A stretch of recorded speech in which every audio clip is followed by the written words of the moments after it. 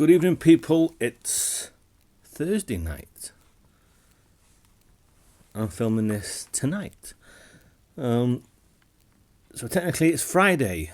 Welcome to the films that I watched this week. I'm running low on rum, but there's some in here. Anyway, the films that I watched this week, let's just get on with it straight away. And I started with a film from 1950 called Convicted. It had Broderick Crawford in it, who I watched in something last week called Scandal Sheet. I thought I recognised that guy. And it's got Glenn Ford in it. Glenn Ford, he kills a man by accident. He goes to prison, and Broderick Crawford is the guy that convicted him, ends up being the warden of the prison, and then something happens in the prison, which I wouldn't like to say and spoil it, but I liked it. I thought it was alright. I give it a 6 out of 10. Nothing wrong with that whatsoever. Then we go back a couple of years to 1943, and I watched this because of Edward G. Robinson, and it's called Destroyer, a First Watch. Convicted was a first watch. Now, this is a new warship that's being built with the same name as a previous warship that got sunk, but it fails all of its tests. So all it's good for is delivering mail. But it ends up fighting and seeing action anyway. And it was a little bit slowish at the beginning, but then when we got into it, I thought, you know what, this is all right. I give that one a 6 also. It was fine. Also a first watch from 2012 called Into the White. Not quite what I thought it would be. It's a war film, but it's in Norway. There's this little cabin in Norway, and 3 Germans who are in planes, fighter planes, they end up there. And then 2 British airplane people, they end up there. And they've got to coexist in this cabin together, even though they are enemies. And I was a little bit iffy about it because Ron Weasley was in it. And I'm thinking, can I see Ron Weasley be any kind of soldier? Because Rupert Grint sounds dopey and looks dopey at the best of times. But he had an accent. It sounded to me like he was putting on a Scouse accent, like a Liverpool accent, which made me not see Ron Weasley. But it was all right. I wasn't expecting that. I was expecting, I don't know, something different. We'll give that one a 6 as well. It was fine. Then a film I haven't even got it out with me. Why haven't I got it out with me? It is Went the Day Well, 1942. All set in a little English village where nothing really happens. And these British soldiers come in, but they're not British soldiers. They're German soldiers masquerading as British soldiers. Very convincing. They take the town and the townspeople fight back. Propaganda type film. But I've liked it ever since I saw it. And I watched it again. And I still enjoy it. I give it a 7. Next film is from 1932. It's a French film. Wooden Crosses. All set in the trenches. A kaleidoscope of cinema technique to present a visceral, enveloping recreation of one regiment's experience of battlefield hell. It says here it rivals John Ford's Four Sons. I haven't seen. And All Quiet on the Western Front. I can see that, but I don't quite agree with it. This entire cast is comprised of war veterans. It is very good. I give it an 8. I've seen it a couple of times now. It's believable. Put it that way. It's a believable war film. You believe they're in the trenches. At least I do anyway. That's Wooden Crosses. Masters of Cinema, Spy Number 105 for those interested.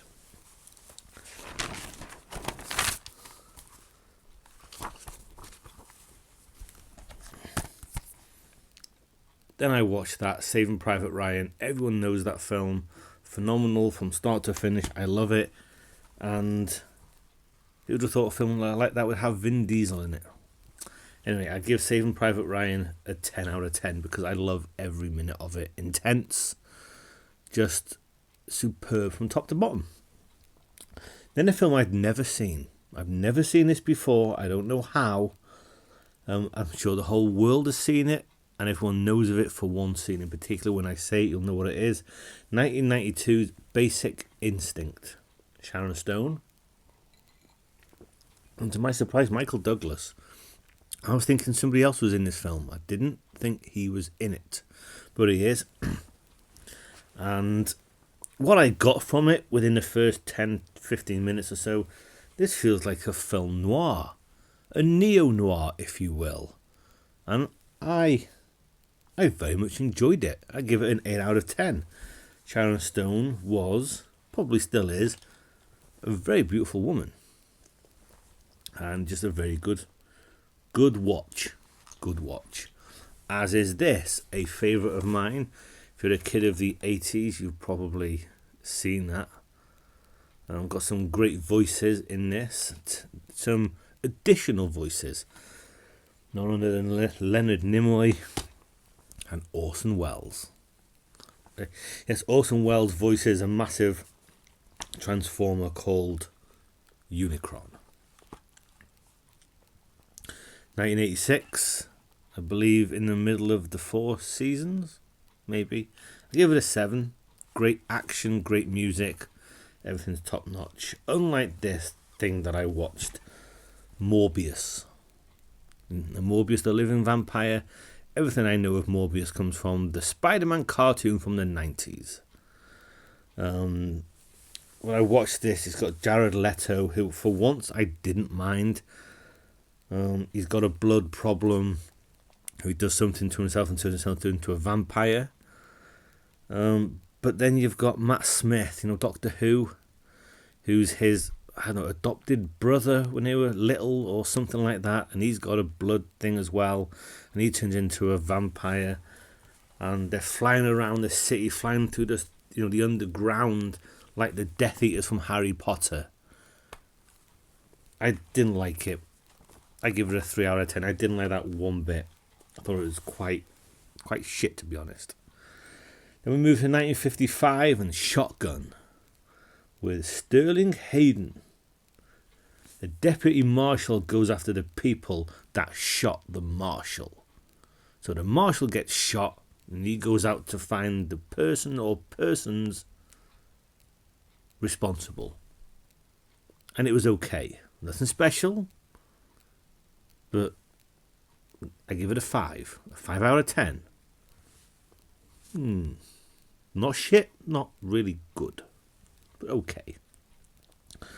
Then In the Heart of the Sea. Based on a book that is based on a true story. And was the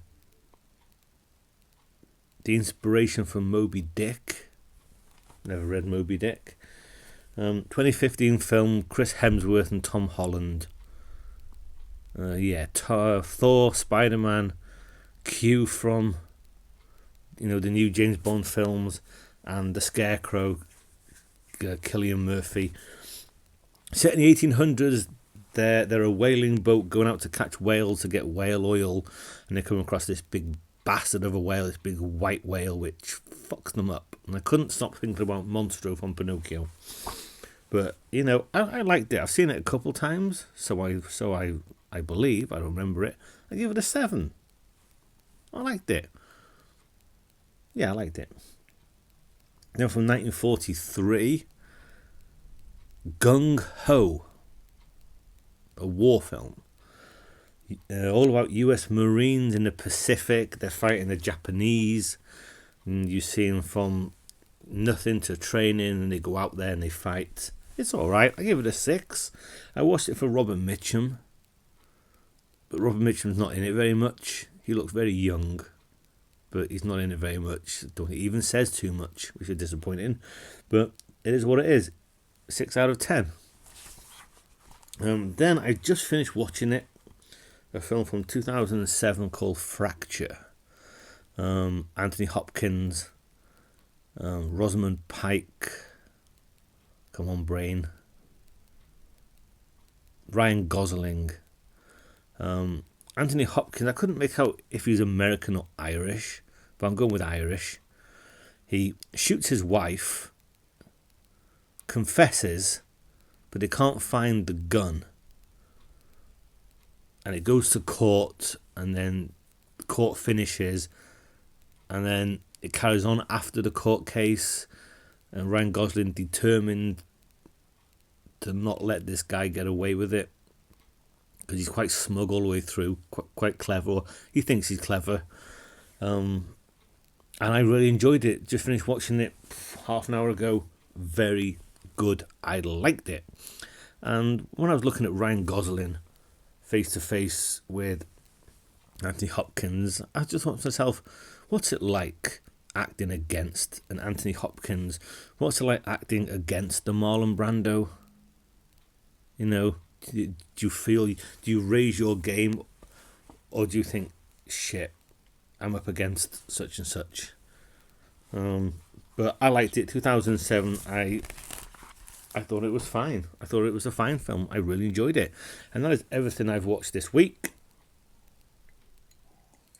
We're edging closer to Christmas, people, and that means Christmas films. Edging closer to the World Cup, which means less films.